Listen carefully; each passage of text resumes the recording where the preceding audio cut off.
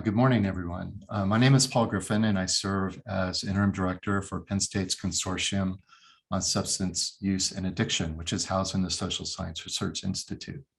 On behalf of the Consortium, I'm very happy to welcome you to our third annual conference. We have a full day lined up of excellent speakers and interesting panels around our theme of addressing substance use and addiction in the community. And I'm sure there's a lot of content that you'll find of interest. I'd like to highlight just some of the exciting speakers and panelists that we have today.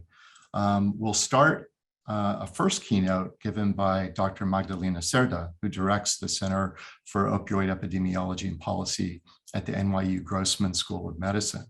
She'll be followed by our panel on prevention, which will include Megan Affronti, Program Director for the Clinton Foundation, and Dr. Derek Brown, a Program Manager for RTI International.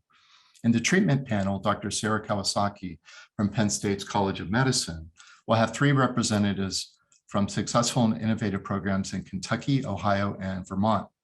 Our recovery panel will include Philip Rutherford, Chief Operating Officer of the Foundation Faces and Voices of Recovery. Our last panel will include Scattergood Foundation President Joe Pyle and Dr. Jordan Lewis, Director of Policy from the Department of Drug and Alcohol Prevention. We're also fortunate to have the Pennsylvania Attorney General's Office to close the conference. Attorney General Josh Shapiro will provide initial remarks, followed by a presentation by Pennsylvania Executive Deputy Attorney General Jennifer Selber. These are just a few examples of the critical diverse group that the consortium has gathered today. We're grateful for the opportunity to connect and collaborate with all of you. Solving issues related to substance use and addiction is arguably more challenging and more important than ever. Thank you for your commitment to be here today, and we hope that you will continue to engage in this growing community. Let me mention in closing that though we are all becoming accustomed to gathering virtually, we do look forward to next year's conference when we expect to be able to gather in person to advance our shared agenda. I finally wanted to mention that although we are virtual, we certainly want to engage with you. And so if you have any questions that you would like to ask our speakers or our panelists, please use the Q&A feature in Zoom. One last request is that we'd be very grateful if at the end of the conference, you fill out the survey that you'll receive so we can use that for planning for next year. Thank you for joining us today. And now Dr. Stephanie Lanza will introduce the first keynote speaker. Wonderful. Thank you so much, Paul. It is my pleasure to be here again this year for our third annual conference of the Consortium on Substance Use and Addiction at Penn State. It is a genuine pleasure for me to get to introduce our keynote, opening keynote speaker, Magdalena Cerdá. Dr. Cerdá, welcome. She is, as Paul said, a professor and director of the Center for Opioid Epidemiology and Policy at the Department of Population Health at NYU School of Medicine. Dr. Cerdá obtained her doctorate from the Harvard University School of Public Health in 2006. Is a former Robert Wood Johnson Health and Society Scholar, and her research focuses on the effects that state and national drug and health policies have on substance use trends and on the ways that urban contexts shape violence. Current NIH and CDC funded research focuses on the impact that the state and local drug policies, including prescription opioid policies, cannabis legalization, and drug use decriminalization have on substance use, overdose, and associated health problems in the US and South America. Dr. Cerdá also uses innovative computational approaches, including machine learning and agent-based modeling, to forecast emerging epidemiologic trends in overdose and to project the potential impact of harm reduction and substance use disorder treatment approaches in reducing overdose rates in the United States. Dr. Cerdá chairs an expert review group for the National Academy of Medicine Opioid Collaborative on integrating social determinants of health into approaches to address the opioid crisis. She also serves as senior editor of the International Journal on Drug Policy and has co-authored or authored over 200 peer-reviewed publications and many book chapters. Just an outstanding early career. We're very, very happy to have you. Dr. Cerdá, take it away. Thank you. Thank you so much for having me today. I'm going to share my screen. All right, thank you so much. So today, I thought I'd present an overview of some of the work that we've been doing looking at the opioid overdose crisis in the United States, and what is some of the evidence on the impact of current policy responses to this crisis. And this work really reflects work that my whole team at the Center for Opioid Epidemiology and Policy at NYU is undertaking. Just to start, these are my disclosures, no conflicts of interest. So unfortunately, the United States is a global leader in opioid overdoses. This is a graph showing you the opioid overdose death rates from 2000 to 2019 among some of the countries with the highest rates in the world. And you can see that the United States is far and away the one with the highest rates, and they have only been increasing over time. Now, the overdose crisis in the United States has really been predominantly shaped by overdoses involving opioids. And this current crisis started at the end of the 1990s with a rise in overdoses involving prescription opioids like oxycodone and hydrocodone. And then that, as overdoses involving prescription opioids, the one in the light blue, stabilized, we saw a rise in the second wave, which was a rise in overdoses involving heroin in the dark blue. And finally, that was followed around 2013 with a rise in illegally manufactured synthetic opioids, the one in the purple, especially fentanyl. Now, predominantly, and what you may have seen in the news is that this was an overdose crisis that particularly affected white Americans. Those are represented in the red line here. This is all opioid overdose deaths from 1999 to 2019. But more recently, particularly I would say in the last 5 years, we've seen a concerted rise in overdoses affecting Black Americans, Hispanics, and American Indians and Alaska Natives, to the point that overdoses among Black Americans and American Indian and Alaska Natives have surpassed those of whites. So the impact of the epidemic is rapidly shifting, and the impact in racially minoritized individuals is really an important concern right now. Now, the overdose epidemic was really worsening as we saw every year, but it got even worse after the start of COVID. So this is a graph showing you the monthly drug overdose deaths for all overdoses in dark blue, opioid in green, and synthetic opioid in orange. And then you see a line cutting out February 2020, so denoting the start of the COVID-19 pandemic. And so you can see that there was a big spike in overdoses following the start of the pandemic. And while that went down after May 2020, the rates have actually remained much higher than they were before the start of the pandemic. So this is an increasing problem. In fact, in 2021, more than 100,000 people died of an overdose, mostly involving opioids. And this is more people than had died in 1 year ever in history, in recorded history in the United States. Now, although the profile of the epidemic, as I told you, went through these 3 phases and was primarily driven by opioids, the current phase of the epidemic involves opioids, particularly in combination with stimulants. And the group that is particularly affected by the combined opioid and stimulant overdose deaths are Black Americans. So these are maps showing you, we've created small area estimates of overdose death rates for specific combinations. Here we are looking at the combination of opioids and cocaine, overdoses involving both opioids and cocaine by state, by year, and racial ethnic group. Here I'm just showing you the results for whites and Blacks. You can look at our recent publication where we actually present results across all racial ethnic groups. But essentially what you see is from 2007 in the left to 2019 in the right, we're seeing a rise in overdoses involving opioids and cocaine together, particularly in the East Coast. And you can see that there's a rise both for whites and for Blacks. However, the percent increase is substantially higher for Blacks. In fact, there was almost a 600% increase in overdose deaths involving opioids and cocaine among Blacks. and about an 180% increase among whites. Now, the other type of stimulant that we're particularly interested in looking at is psychostimulants. And so we also looked at overdose deaths involving opioids and psychostimulants. And by psychostimulants, I mean particularly methamphetamines.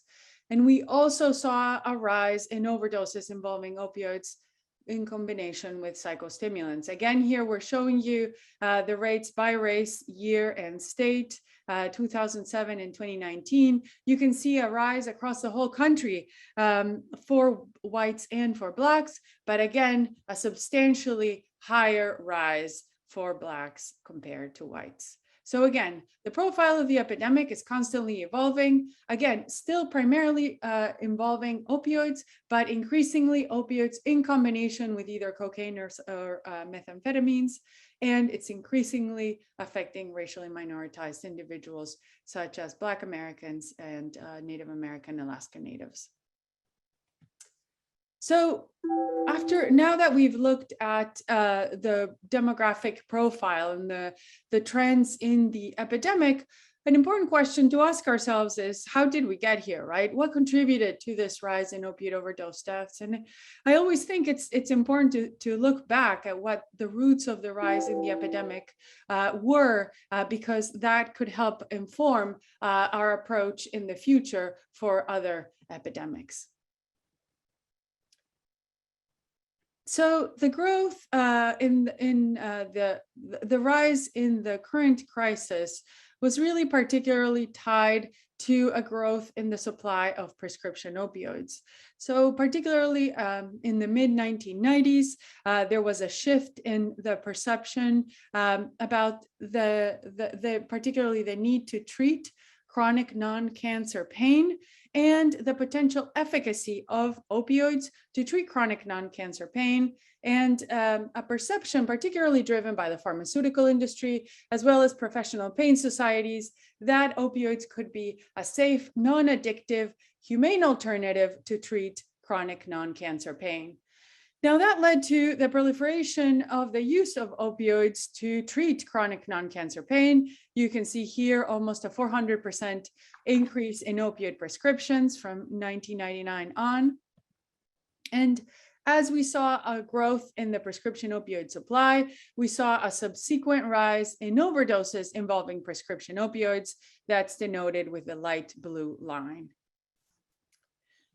Now, even though we saw an overall rise in overdoses involving prescription opioids, as I showed you earlier on in the graph where I showed you the three waves of the epidemic, there was substantial heterogeneity in overdose deaths involving prescription opioids across the country.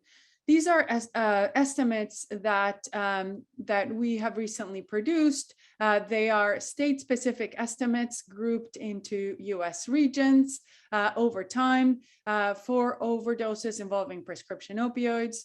The outlier, the clear outlier that you see here is West Virginia. So what we saw is that although there was a rise in prescription opioids overdose deaths across the whole country, West Virginia was a clear outlier, with overdose deaths more than double of any other state and persisting high until 2015. And so we might ask, why is it, right, that even though this was a problem that affected the whole country, why is it that some states, some areas were more affected than others? And so one of the leverage points that we were really interested in looking at was the role of the pharmaceutical industry, particularly because we've seen and we've heard that the pharmaceutical industry played an important role in pushing for this notion of opioids as a safe, non-addictive alternative to treat chronic non-cancer pain. And so we were interested in looking at what role did the pharmaceutical industry marketing to physicians play in these geographic patterns of prescription opioid overdose deaths. So we looked at publicly available data on pharmaceutical industry payments to physicians. This is data that anyone can download. And so we looked at the payments to physicians for marketing around opioids. And we looked at this by county over time in the United States. So here are the monthly physician payments per capita around marketing of opioids across the country. And here are the prescription opiate overdose death rates 1 year later. And so you can see that there is a spatial overlap. That is, the counties where there was more concerted pharmaceutical industry marketing to physicians around opioids were areas where there was a rise in prescription opiate overdose deaths.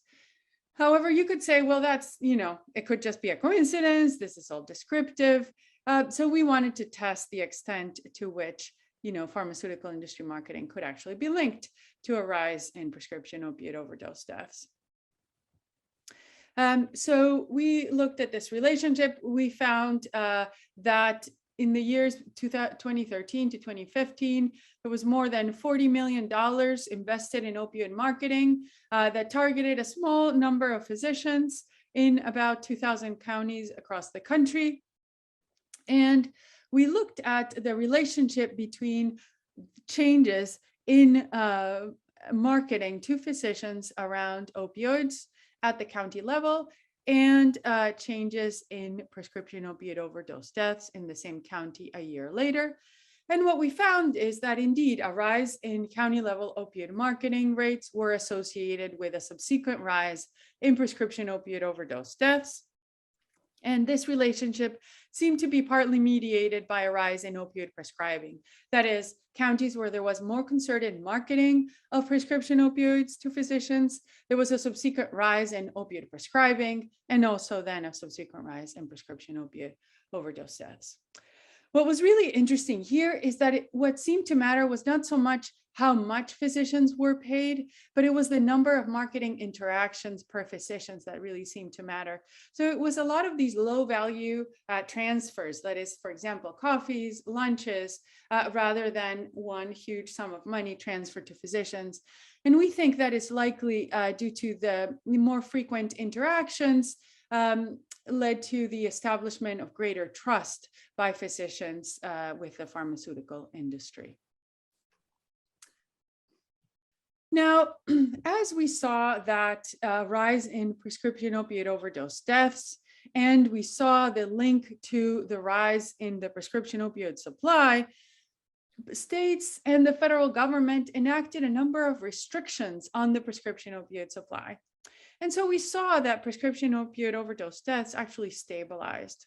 However, as prescription opioid overdose deaths stabilized, we saw a subsequent rise, as I previously mentioned, in overdoses, first involving heroin, as you see here in the left, and then involving synthetics, as you see here in the right. Again, a lot of heterogeneity across states. These are graphs showing you the state-specific rates over time, grouped into regions. For example, for heroin, the clear outlier here was DC, which saw the first rise in overdoses involving heroin. And then for synthetics, the clear outliers were West Virginia and Ohio. Both for overdoses involving heroin and synthetics, we saw a particularly concerted rise starting in the East Coast and then moving towards the West. Now, what may have contributed to the shift to the illegal market? So first, thinking about the rise in heroin overdoses, there seems to be particularly a connection between a prior history of prescription opioid use and a shift towards heroin use. And one of the hypotheses is that the restriction in access to prescription opioids followed with limited access to substitutes, for example, to evidence-based treatment to treat opioid use disorder, may have led people who particularly had developed opioid use disorder from using prescription opioids to transition to using heroin.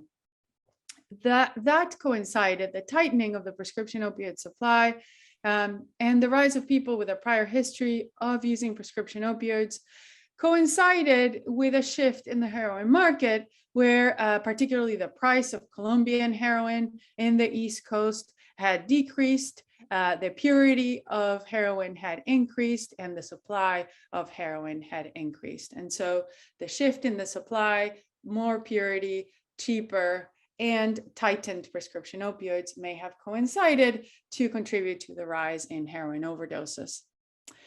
Then in 2013, we saw particularly an introduction of fentanyl into the East Coast drug markets.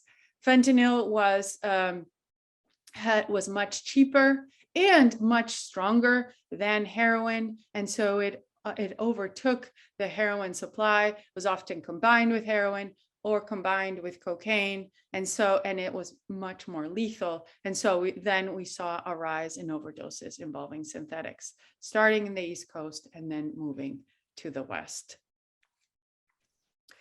So those are some of the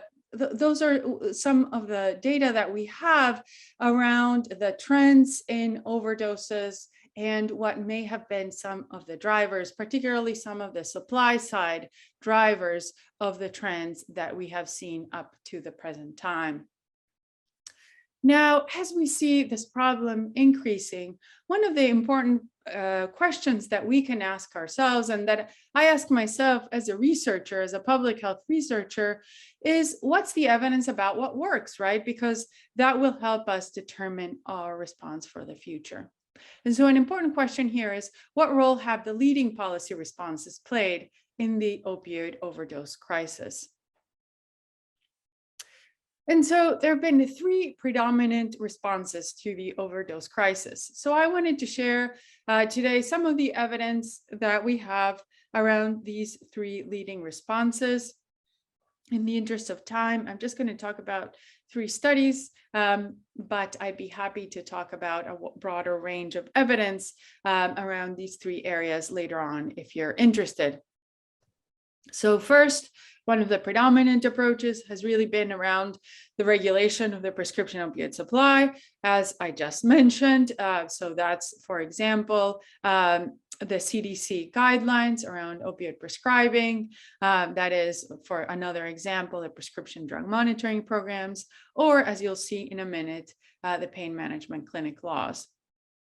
Another leading response, increasingly now with the shift towards the illegal market, is around overdose prevention. In other words, harm reduction, investment in naloxone availability, and intervention, early intervention. And then finally, the last leading approach is really around improving access to evidence-based treatment, particularly to medication to treat opioid use disorder, thus intervening to reduce demand for opioids. So there's substantial state level investment in laws and policies to address the opioid overdose epidemic. This is a graph just showing you the number of states that have enacted a selection of different opioid related laws. And so from 2010 to 2017, you can see that there's been a huge increase. So for example, most states right now have enacted a law making naloxone more available, or have enacted a prescription drug monitoring program. And then if you carry it forward after 2017, most states will have also enacted a Good Samaritan law. However, when we think about states enacting all of these measures, right, we want to think about, okay, well, what impact have they had? Did they have their intended impact? And another really important point to ask is, what might have been some of the unintended consequences of all of this substantial investment in money and effort in these different kinds of policies? So this graph shows you two things. First of all, it shows you in the blue bars the opioids prescribed in morphine milligram equivalents, MMEs per capita. And so you can see that, as I mentioned before, there was a concerted rise in opioid prescriptions, but then it stabilized, right? And as we saw opioid prescriptions stabilize, as I mentioned before, we also saw overdoses involving commonly prescribed opioids stabilizing. That's the red line. However, we also saw that overdoses involving heroin in the green and synthetics in the blue grows, right? And so that again leads to this question about, well, the tightening of the prescription opioid supply. Did it lead to a stabilization in prescription opioid overdose deaths? But could it also have had some unintended effects on illegal opioids, right? Could there have been this unintended shift of people into the illegal market? And so we looked at that specific question. And so today I'm going to be talking about some of the evidence we found to that effect when we looked at the impact of the enactment of pain management clinic laws on different kinds of opioid overdose deaths. Then I'm also going to be talking about some of the evidence we found around laws related to overdose prevention, focusing specifically on overdose Good Samaritan laws. And then finally, I'll close by sharing some of the evidence we've found around policies that might increase access to evidence-based treatment. So first of all, looking at pain management clinic laws. So pain management clinics were found to be one of the key sources of inappropriate high-volume opioid prescribing across the country.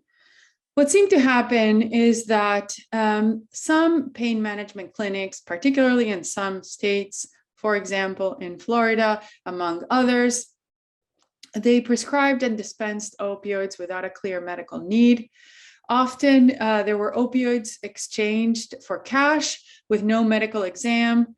And what some qualitative studies of prior patients of these clinics denoted is, for example, that they were more like prescription drug merchants rather than healthcare practitioners.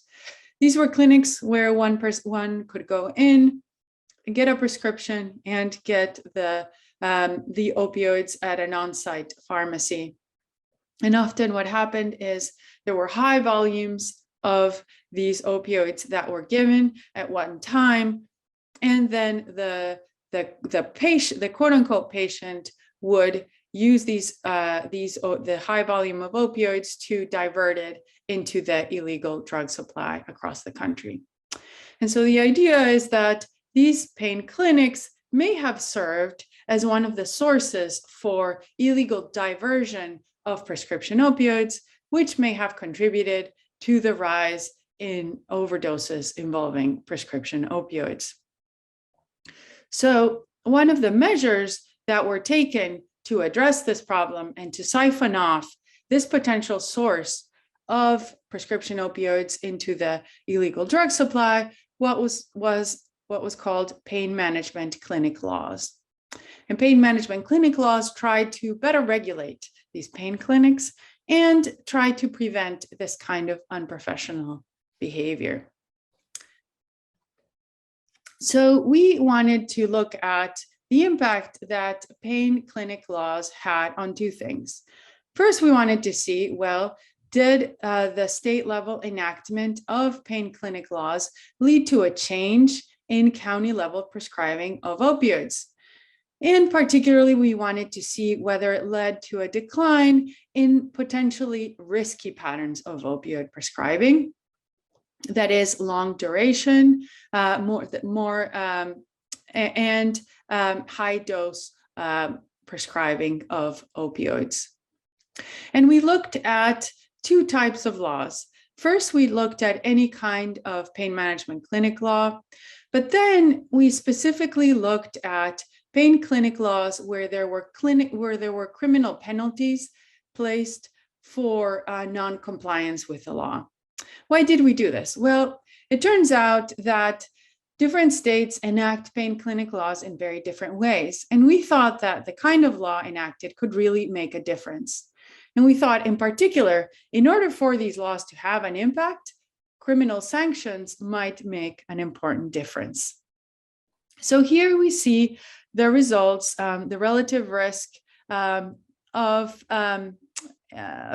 county level prescribing of long duration opioids and high dose opioids in the years since implementation, from 0 to 3 years since implementation. And we see the impact for any kind of pain clinic law in the yellow, and for pain clinic laws that place a criminal penalty for noncompliance. And so what we see is particularly a stronger impact of pain clinic laws that placed a criminal sanction for noncompliance. That was associated with an 18% decrease in county level prescription of long duration opioids and a 27% decrease in county level high dose opioid prescribing. So if you look at this, you'd think this is a great success, right? So these risky patterns of opioid prescribing indeed did decrease at the local level after states enacted particularly pain clinic laws where they place sanctions for noncompliance. However, another question that you might ask is, well, how did that really trickle down into overdose deaths, right? Because we're really interested in bringing those down. And so here what you have is the effect of pain clinic laws. Again, any kind of pain clinic law in the yellow and pain clinic laws with criminal penalties. And we have three different types of outcomes. First, we have any kind of opiate overdose deaths. That's the total in the left. Then overdose deaths involving prescription opioids. That's the graph in the middle. And then we have overdose deaths involving heroin. That's the graph in the right-hand side. And so what you can see is that indeed, particularly pain clinic laws with a criminal penalty were associated with a 14% reduction in all opioid overdose deaths. And that was really particularly driven by a decline in overdose deaths involving prescription opioids, right? And so in terms of its intended effect, it did seem to have the intended decline in high-risk opioid prescribing and in prescription opioid overdose deaths. But at the same time, we did see an increase in overdoses involving heroin. And so here we see this potentially unintended effect where the siphoning off of the prescription opioid supply may have had this unintended consequence of contributing to the rise in heroin overdose deaths. So as we shift from thinking about prescription opioid overdoses to thinking about heroin overdoses and synthetics, which are really driving overdose deaths today, there's a concerted focus on harm reduction, that is, on overdose prevention. And one of the leading approaches are the enactment of what's called Overdose Good Samaritan Laws. So what are Good Samaritan Laws? So these laws are designed to protect bystanders who call for help in case of an overdose from being charged for a drug-related crime. So the idea is that if somebody witnesses an overdose, they may be afraid to call for help because if they call for help, they may be charged with a crime for either consuming drugs or for being in the possession of drug paraphernalia. And so what these laws say is that they will give you a certain amount of protection from being charged or from being arrested, depending on the state, if you call for help. And the idea is that such protections will increase people's willingness to call for help. They'll increase the rate of reporting and they'll increase the rate, the speed of the response. And of course, the speed of the response is critical in being able to intervene effectively and prevent people from dying. Right now, most states have some kind of Good Samaritan law. But as with all of these different types of policy responses, states vary widely in terms of the kind of Good Samaritan laws that they've enacted. And they vary widely in terms of critical aspects of protection for bystanders. So in some states, Good Samaritan laws protect bystanders from arrest. But in other states, they only protect them from being charged or prosecuted. And in yet others, they protect them from a charge or they have a mitigation for their sentence. So you could imagine that people might be more or less willing to call for help if they're less likely to be arrested versus if they're going to still be arrested, but then less likely to be prosecuted, right? Particularly for some groups, the risk of being arrested may really decrease the likelihood that they will call for help. And so we were really interested in looking at what is the type of Good Samaritan law, what is the type of protection that really makes a difference in terms of bringing down overdose death rates. Good Samaritan laws are often enacted simultaneously with naloxone access laws, so we looked at them together. So what you see here is two different things. Here, again, we're looking at Good Samaritan laws in conjunction with naloxone access laws, and we're looking at them two different types of Good Samaritan laws. Those that just protect the bystander from being charged, but don't protect them from being arrested in the orange, and then those that protect the bystander actually from being arrested in the blue. And in the left-hand side graph, we see the results for all opioid overdose deaths. And then in the right-hand side, we see the results for overdoses involving heroin and synthetics, which again are the main driver over overdose deaths today.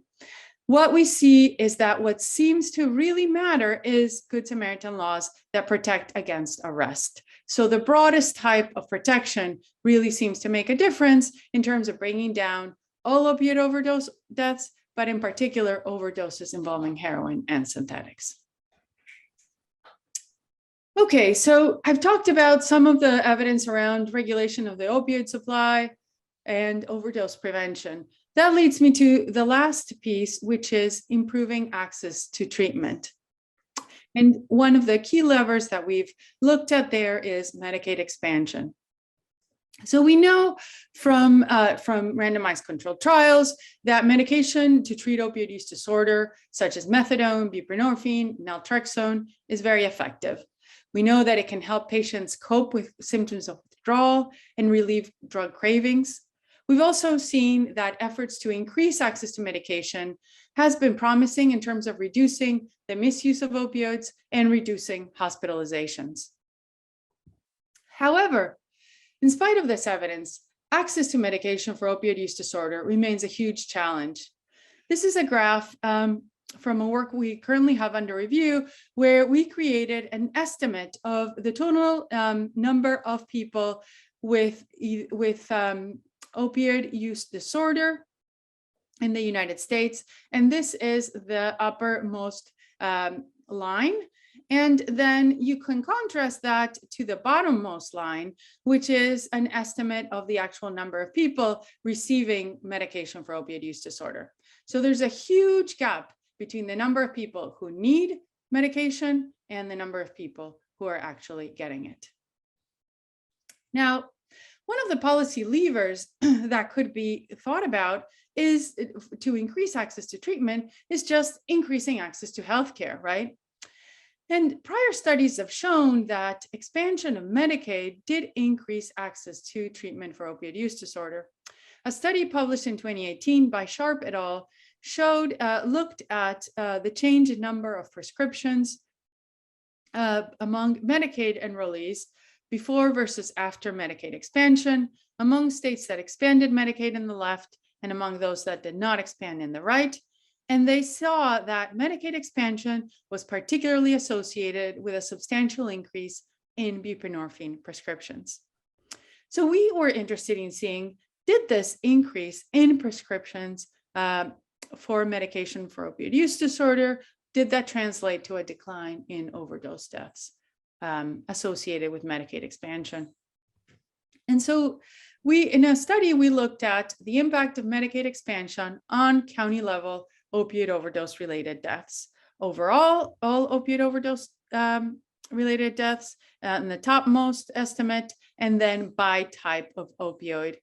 And what we found is that indeed Medicaid expansion was associated with a decline in all opioid overdose deaths, and that was particularly driven by a decline in overdoses involving heroin and illegally manufactured synthetics.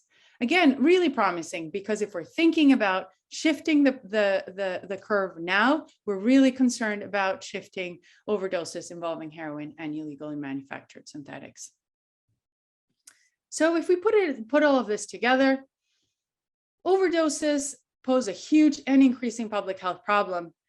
And indeed, it's a problem that has only gotten worse with the advent of COVID. Racially minoritized communities are at particularly increased risk of overdose. And the current efforts to address this problem have focused on, first of all, restricting the opioid supply, which may have indeed restricted high-risk opiate prescribing and reduced and stabilized overdoses involving prescription opioids. But they may have also had these unintended consequences in terms of a shift towards heroin and synthetics. At the same time, there's really encouraging results around efforts directed towards harm reduction, such as Good Samaritan Laws, and increasing access to treatment. And because these efforts together, harm reduction and increased access to treatment, seem to be really important areas of focus if we're going to reduce the current curve of overdose deaths. However, it's important to think about two things. First of all, it's important to think about the fact that type of policy adopted really matters. That is, different states may all adopt the same policy in name, but they will substantially differ in what that policy means. And also the really important point and the really important takeaway I'd like to highlight is that we need to couple multiple policies together, right? Because of these unintended consequences that we saw, that suggests that we need to couple policies that aim to reduce inappropriate prescribing with policies that reduce demand for opioids and that reduce harms from opioid use. That is, we need to couple policies that siphon off the supply with policies that increase access to evidence-based treatment and increase access to harm reduction efforts.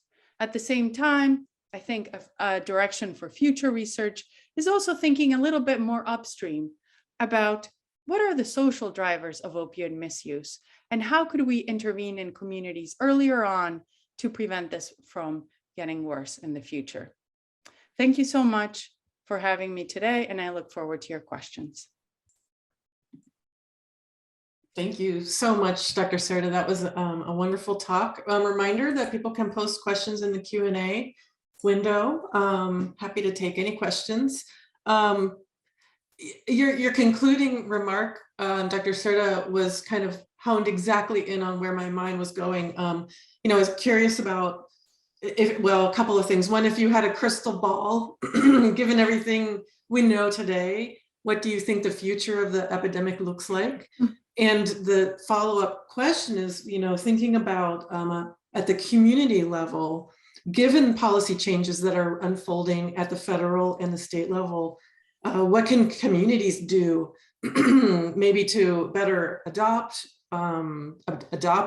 practices or educate the local community? I'm really curious if you have thoughts as an epidemiologist, sort of where you see this all thing going. And then if you had to drill down at the community level, what thoughts do you have? Yeah, I think the shift is really more towards polydrug use. And as we see a shift towards polydrug use, increasing overdoses involving stimulants and opioids, as the graphs, the maps showed, and also a shift. At the beginning, we saw more concentration in urban, suburban, exurban, and rural areas. Now we're also seeing a shift to more urban areas. So I think that the profile is really shifting. In terms of local efforts, I think there's a lot of promise in thinking about investing in harm reduction efforts. More open protections, for example, to encourage calling for help, but also more widespread efforts to increase access to naloxone.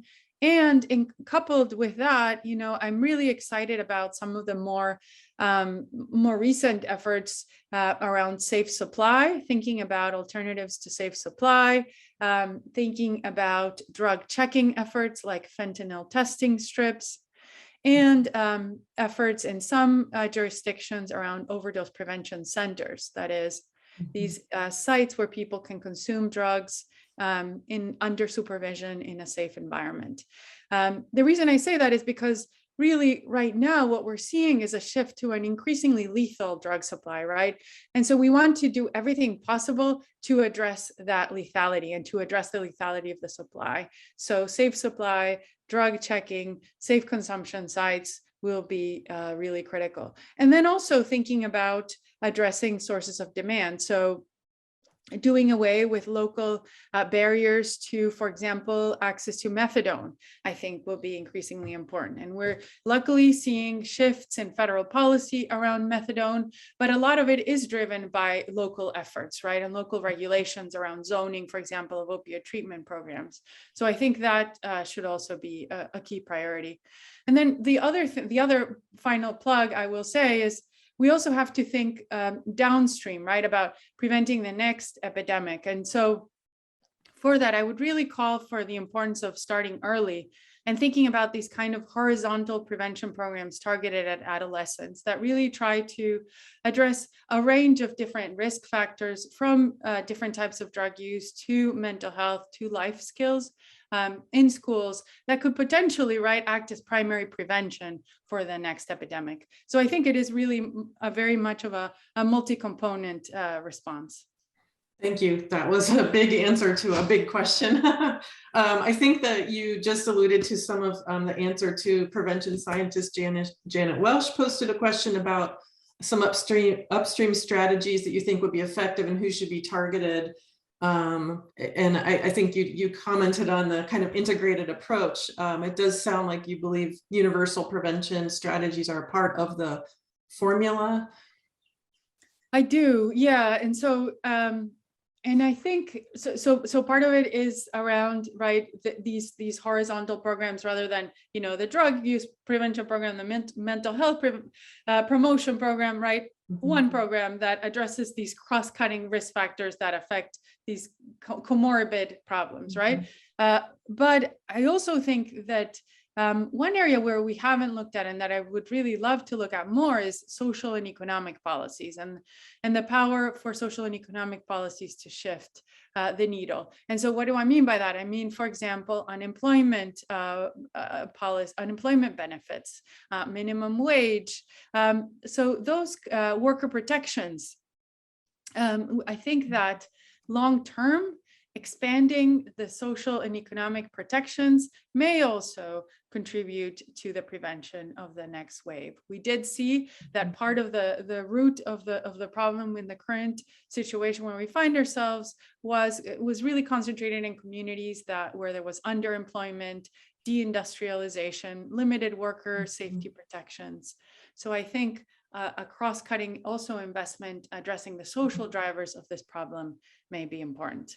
Yeah, I think that's really astute. And I think driving a problem so that watching this problem unfold over time, we see policy changes, but we see shifting drugs of abuse in terms of what's available on the market and what people are driven to use or what they can find that's available to them. And rather than trying to play kind of a tailored approach, which could lead to kind of a whack-a-mole problem.